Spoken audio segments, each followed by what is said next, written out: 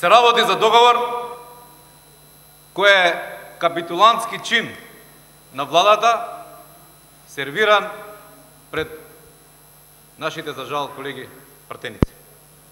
Се работи за противуставен договор, со кој се врши измена на уставот, се навлегува во менување на идентитетот и воедно прави непоправлива и неповратна штета за сите граѓани на Република Македонија. Македонија влегува во процес, почитувани колеги, од кој нема враќање. Освен тоа што овој договор е производ на оваа капитулантска влада, сега се сака и пратениците да учествуваат во ова дело. Овој договор представува современ, всушност, геноцид на нашата правна држава и обид за негирање на реалноста на нашето постоење. Накратко, само неколку работи. Во содржината на договорот е јасно дека истиот е едностран обврзувачки договор. Тоа укажува дека македонската страна прифаќа целосен ултиматум, а не дека се работи за на договор што би произведело меѓусебни права и обврски. Со оваа спогодба се наметнува ново име на државата, некако изворна намера на конститутивниот народ, туку како резултат на билатерална спогодба под уцена. Со ова се крши токму самата повелба, која го гарантира правото на самоопределување, и тоа членот 1, став 2 од повелбата. Уставното име се дефинира со Уставот и само со Уставот. Преземањето на обврска за дефинирање на името на државата надвор од уставниот поредок е директно кршење на Уставот. Целосно откажување од натамошна употреба на досегашното разбирање и користење на терминот Македонија и македонски, дури и во внатрешна употреба. Ова ќе значи целосно ембарго да се употребуваат термините Македонија и македонски, без при тоа задолжително да се нагласи дека станува збор за термини кои не се однесуваат на хеленистичката цивилизацијска историја, култура и наследство од античко време до денес.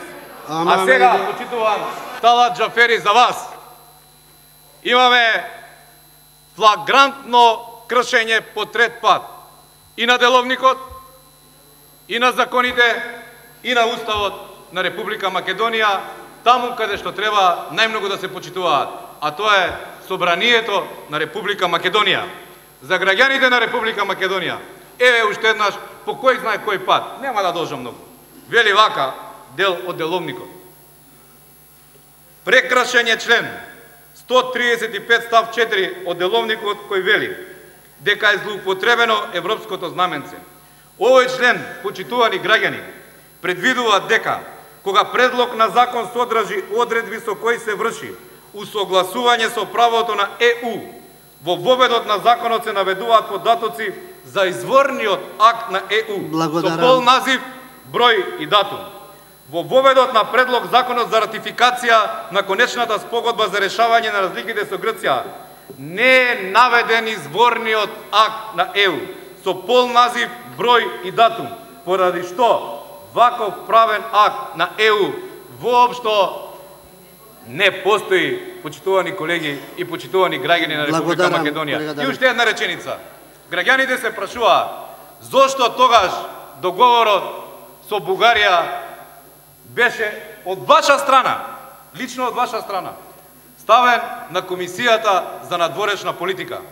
Одговорот е, еве, во службен весник, број 64 од 31 мај 2017 година, кој вели дека надежности на Комисијата за надворешна политика при Собранието на Република Македонија, покрај другите одредби, се и ратификација на меѓународни договори. Колеги од владачкото мнозинство, подражувате неделовничка процедура, поддржувате незаконска процедура, поддржувате неуставна процедура.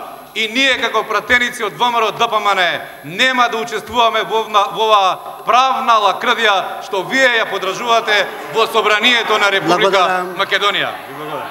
Благодарам. Барам, се извинувам, само уште секунда. Барам 1 час пауза. Заврши процедурата, за да можам врз основа на член 157 став 2 од Деловникот на Собранието да ги известам пратениците за рокот за поднесување на амандмани за седниците на комисиите, ги молам председателите комисиите да ме известат за датумот на одржувањето на седниците на кои ќе го разгледуваат овој предлог на закон.